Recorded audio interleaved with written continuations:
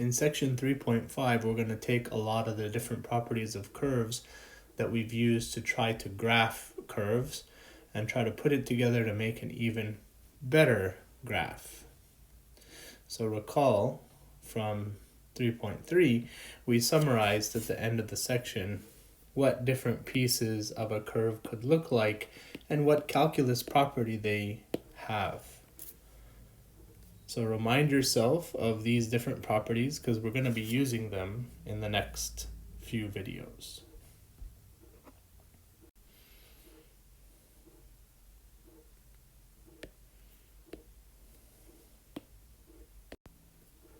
The ingredients for making a great graph are on this list here. So we need to remember the domain of the function. We need to figure out what points can we plug in and what can we not plug in. Intercepts, so x-intercepts, y-intercept, that kind of stuff. Symmetry, is it an even function? Is it an odd function? Is it symmetric about the x-axis, the y-axis, or through the origin? What about asymptotes? Vertical, horizontal. In section 3.4, we talked a lot about horizontal asymptotes and a little bit about vertical asymptotes. Vertical asymptotes were more from earlier sections. Intervals of increasing and decreasing, that's where we took the derivative and we set it equal to 0 because 0 is the dividing point between negative and positive. So increasing means positive derivative. The function is decreasing means the derivative function is negative. Local max and min, those had different possibilities. As long as we have a horizontal tangent line or a point that's not differentiable, we could use that as a candidate for local max or local min. If the function is differentiable at a point and we think it might be a local max or min, we could use the second derivative test if we want to figure that out. Concavity is the second derivative properties. Inflection points are where you change from concave up to concave down, and combining all this information in a very highly organized way gives you a way to make a beautiful graph. And we're still keeping these ideas in mind here because these are the ingredients that will help us make a graph that fits the information we have. We'll start with this function, y equals x to the fourth minus 6x squared minus 16. So what we want to do is think domain for a moment. The domain, because this is a polynomial, will be all real numbers.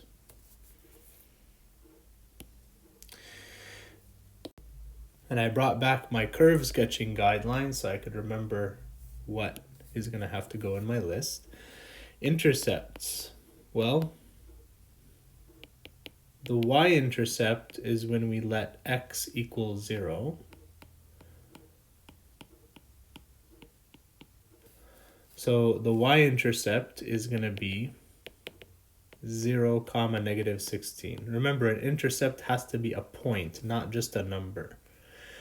For x-intercept, we let y equal 0, and we solve for x, if possible.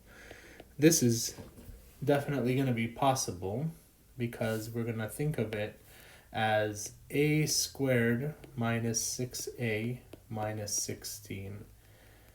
The a is playing the role of x squared here. X squared squared is x to the fourth. X squared is just x squared. And we use that structure to factor this. And let's see, it would be a minus 8a plus 2. So x squared minus 8 times x squared plus 2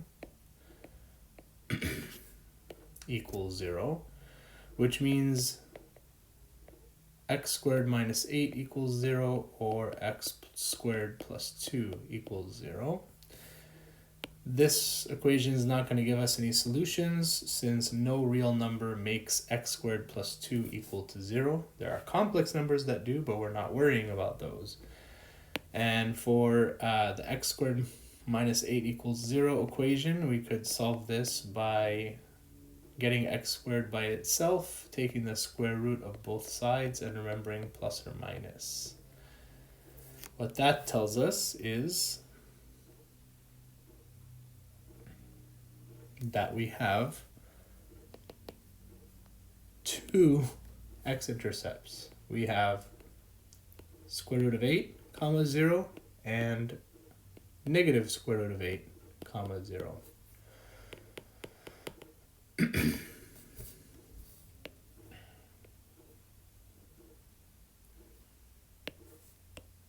So here's our intercepts.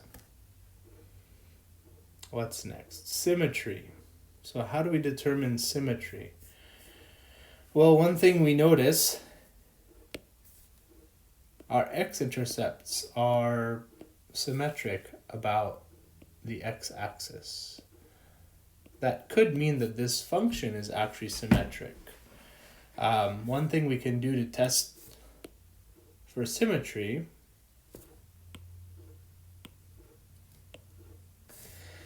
is plug in negative x and see what happens. So when I consider the function f of x, I'll call it f of x, equals x to the fourth minus 6x squared minus 16. When I plug in negative x into this function, if I get exactly the same thing back, that will tell me that I have what's called an even function. So think back to pre-calculus when you learned about even and odd functions. One great example of an even function is the cosine function, cosine of x, or also the standard parabola y equals x squared. Great examples of odd functions, which we'll talk about at some point in this series. Odd functions are symmetric through the origin, and we'll talk about those in a later example. Let's finish simplifying what we have right here. So if we simplify this, well, what we get is x to the fourth minus 6x squared minus 16, which happens to be the exact same thing as f of x. So therefore, f of x is even. So even means that it's symmetric across the y-axis.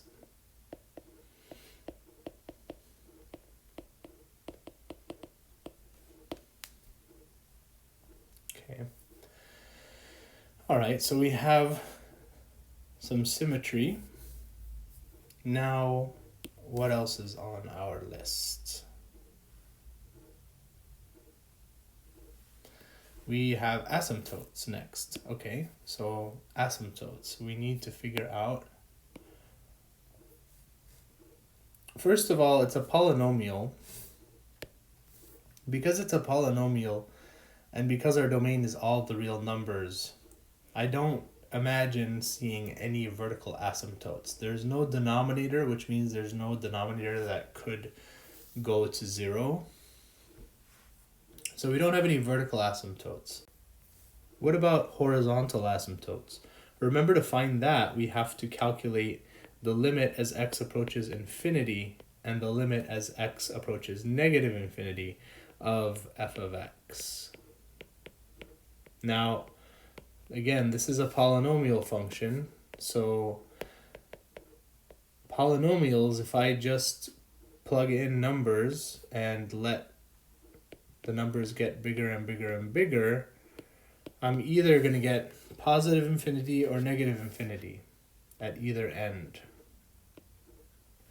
In this case, we can imagine plugging in a bigger and bigger number into x. When you plug in a bigger and bigger number and raise it to the fourth power, that's going to get much bigger, much faster then anything of a lower power you might subtract from it.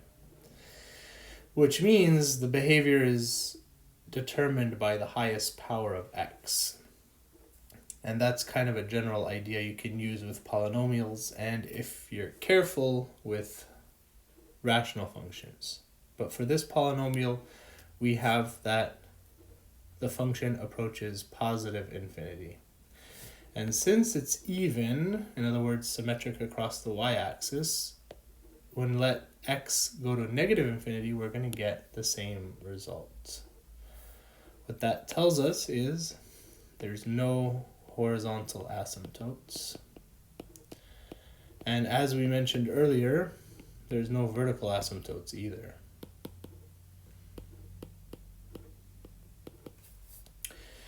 All right. Now we want to work on intervals of increasing and decreasing.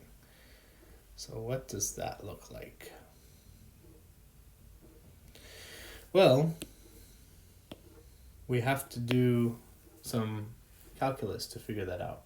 So y equals x to the fourth minus 6x squared minus 16. We're looking for the intervals of increasing, decreasing. That means we need to see what the sign of the first derivative is for different values of x. So we take the first derivative, dy dx, that equals 4x cubed minus 12x. Again, what we want to do is figure out where is this derivative function positive and where is it negative. Wherever this function is positive, the original function is increasing. Wherever it's negative, the original function is decreasing.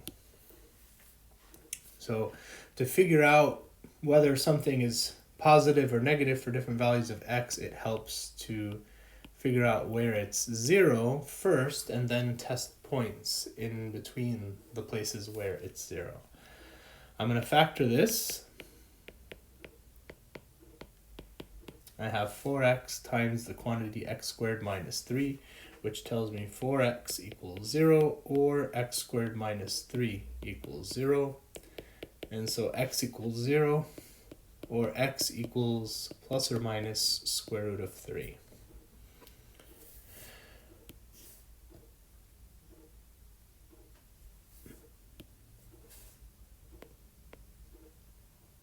Using a number line with these numbers labeled, I'm going to test points nearby.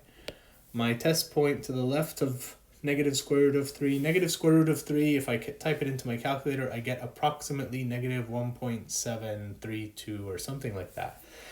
Which means I can use x equals negative 2 as a test point for that part of the number line. And then between negative 3 and 0, I can use x equals negative 1. And then to the right of 0, x equals 1. And then I can do x equals, 3 for the final region on the far right. When we plug these numbers into the derivative function, we get the following values. Before I tell you, pause the video and plug these different test points into the derivative function. You can either use 4x cubed minus 12x, or you could use the factored form. Both are going to be valid for this. Give it a try and then unpause the video. What you should have gotten is that this region is going to have a negative first derivative, this region positive, this one negative, and this one positive. Our intervals of increasing and decreasing,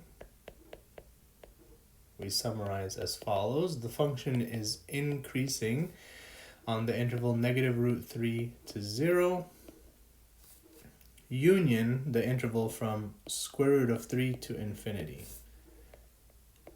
The function is decreasing in the parts of the number line where the derivative is negative, which will be negative infinity to negative square root of 3, union 0 to square root of 3.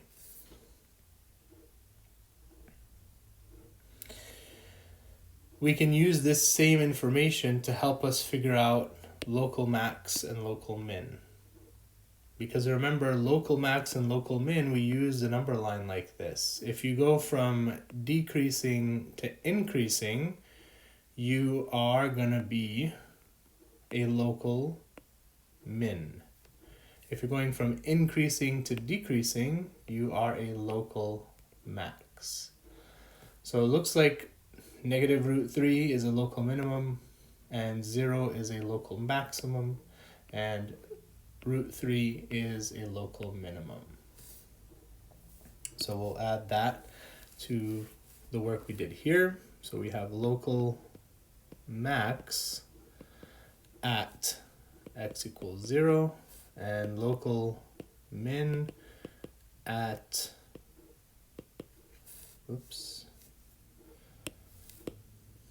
local min at x equals negative root 3 and x equals positive root 3. Now we're going to do concavity.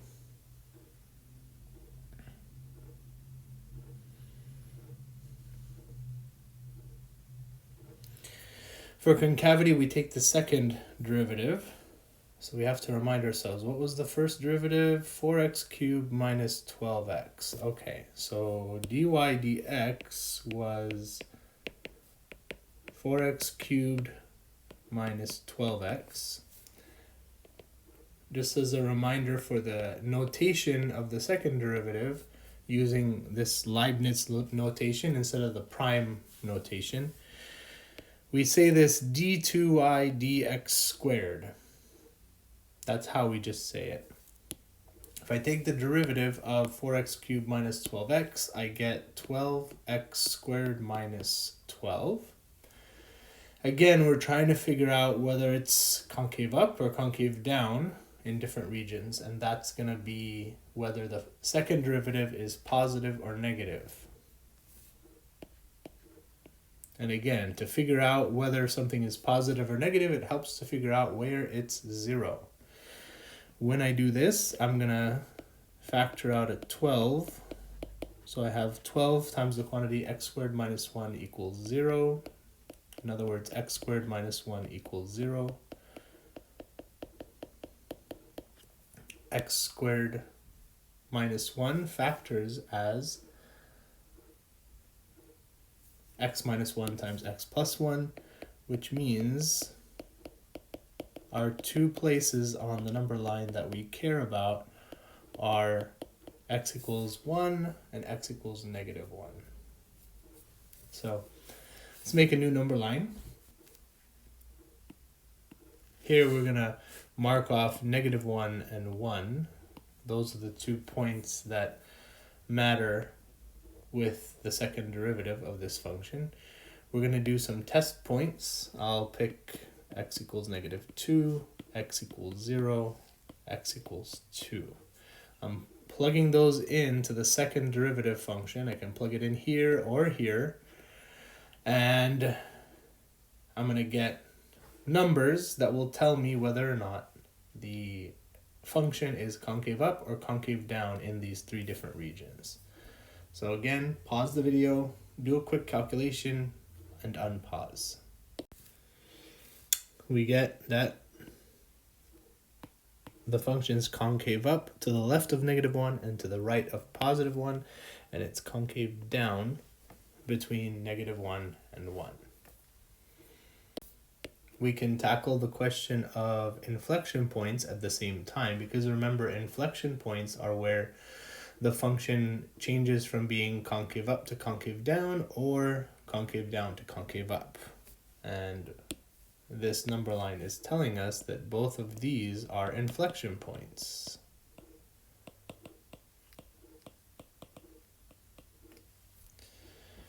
So now the question is, we have all this information that we gathered about the function.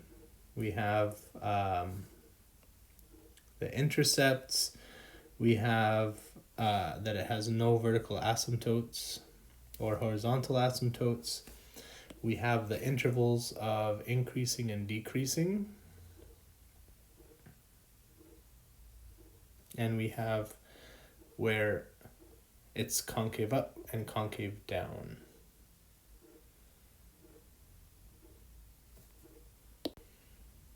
These here are going to be the two main pieces. This number line here involving the first derivative, and this number line here involving the second derivative. So let's use all of this to try to graph the function. We do have some points that we know, which are these intercepts, right? So we found intercepts 0, negative 16, and square root of 8, 0, and negative square root of 8, 0. Let's try to use that.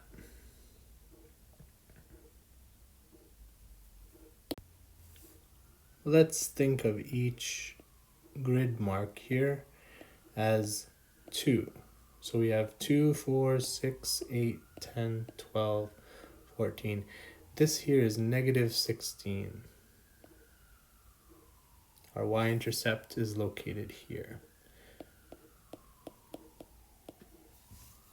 Our x-intercepts, well, since I'm using a scale of 2 on the y-axis, I'll do the same on the x-axis. Square root of 8 is a little bit more than 2, which means my x-intercepts are about here. Negative root 8, 0, and root 8, 0. Okay. Now, the function is decreasing from negative infinity to negative square root of 3. And negative square root of 3 will be somewhere around here, which means we're going to get a graph that's decreasing, but I don't want to draw a curve until I know the concavity of that curve. So let's bring this back here.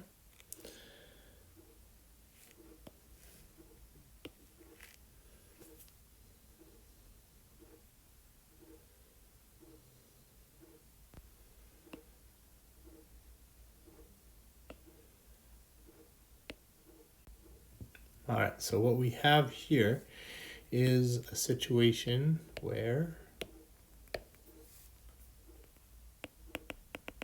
we can line up these number lines to help us figure out what's going on in each teeny tiny region.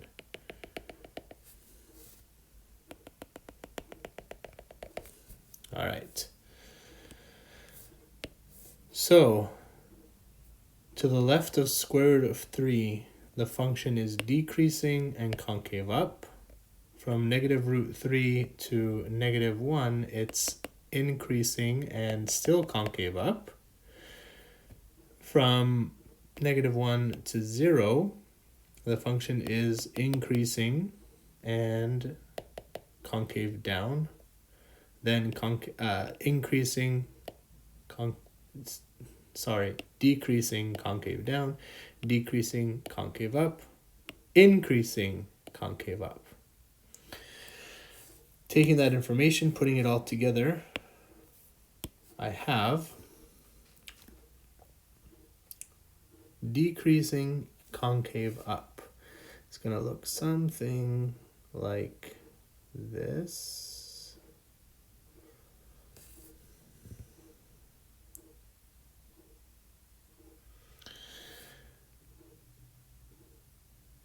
And then we're increasing and concave up.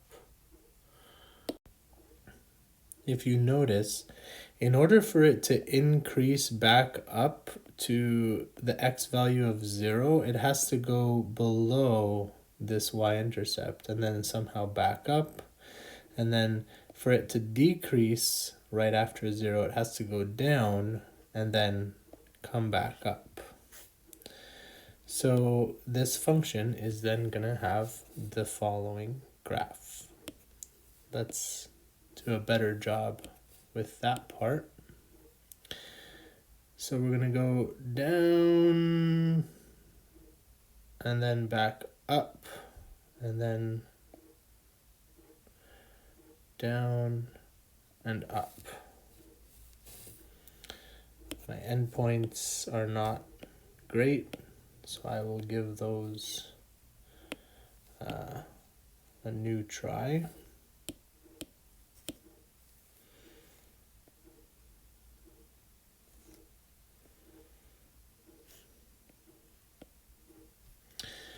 Okay, so why is this the graph? Well, down here where I have a local min at square root of 3 and at root 3, I'm decreasing and then increasing, and my second derivative is positive in both of those places, so it's concave up, concave up. At 0, the function is concave down, and we have inflection points right here and here. When x equals -1 and when x equals 1, we have inflection points. So the drawing doesn't reflect it super well, but I've included those features here.